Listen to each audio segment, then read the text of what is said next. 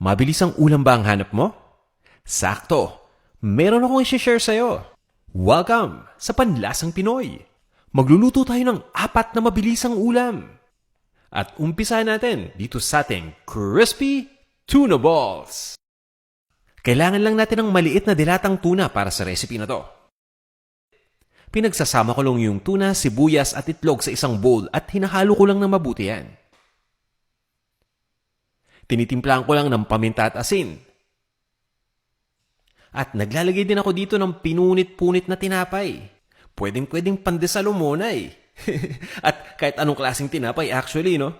Or pwede rin kayong gumamit dito ng breadcrumbs or harina. Ang purpose kasi nito ay para lang ma-absorb yung moisture.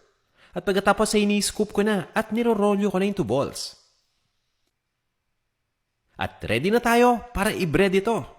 Tinidredge ko lang muna to sa harina at dinedip ko sa beaten egg.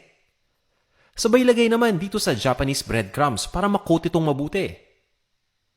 Ginagawa ko lang yung same step hanggang sa maubos na lahat ng mixture at i-deep fry na natin. Naka-low to medium heat lang ako at piniprito ko lang to ng 5 minutes o hanggang sa maging golden brown na yung kulay ng ating tuna balls. At this point ay ready na to. Gawin na natin yung sausawan. Ano bang paborito ninyong sausawan dito? Sa akin, banana ketchup lang at mayonnaise. Okay na yan.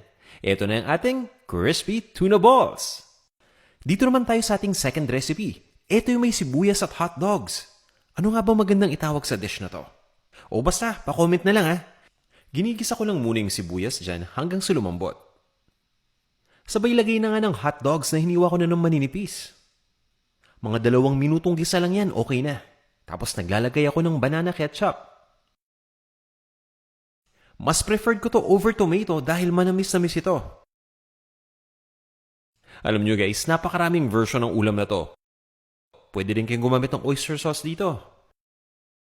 Kayo ba? Paano kayo magluto nito? Pa-comment naman. Naglalagay rin ako dito ng Nordic Good Seasoning, parsley, paminta at asin.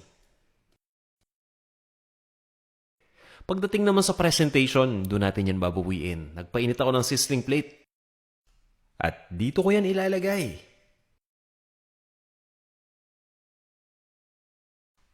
Nakakatakam, di ba? Okay na tong dish number 2 natin. O, dito na tayo sa ating third dish. Ito yung para sa mahihilig sa mushroom. Nagmelt lang ako ng butter at naglagay ako ng olive oil. Extra virgin olive oil ang gamit ko dyan, ha? Sabay lagay ng minced garlic. Sabay lagay na ng ating button mushrooms. Ang tawag dito sa dish na to ay garlic mushroom. Pwede pa ninyong ipa-brown muna yung bawang bago ilagay yung mushroom. Nasa sa inyo yan. Tapos naglalagay din ako ng parsley dyan at tinitimplaan ko din yan ng paminta at asin. And guys, maniwala kayo sa hindi. Ready na yan. Pwede siyang gawing ulam, pwede rin siyang gawing side dish with your favorite fried food. So nasa sa inyo kung paano nyo ito kakainin. Ready na tong ating garlic mushroom? Punta na tayo dun sa pinakahuling dish natin. Gagamit tayo ng dilatang corned beef dito. At pwedeng-pwede itong pang-ulam at pang-pulutan na rin. Itong niluluto natin ay ginisang corned beef na pagpapanggapin natin mamaya na sisig. Nagisa ako ng sibuyas at nilagay ko na yung bawang. Sabay nilagay ko na yung corned beef. And speaking of corned beef guys, alam nyo may observation ako dito eh. Sa tingin ko, ito yung sukatan ng yaman dati. Paano? Tuwing bumibisita kami sa mga bahay ng kaibigan o kamag-anak, ang dami laging corned beef na nakadisplay. Hindi sa kusina, nasa sala, nasa istante. Di ko alam kung bakit eh. Anyway, naglagay din ako dito ng chili flakes at ng chicharon para may texture naman habang inungaya. Sabay timpla na lang ng paminta at asin. O eto, pagpapanggapin na natin. Butter. Nasa metal plate pa rin tayo or sizzling plate ha.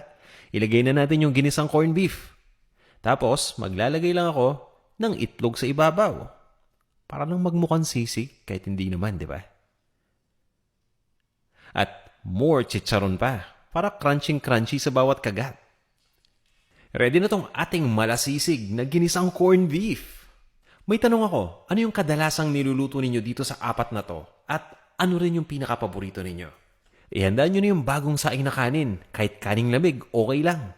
Tara na, kain na tayo.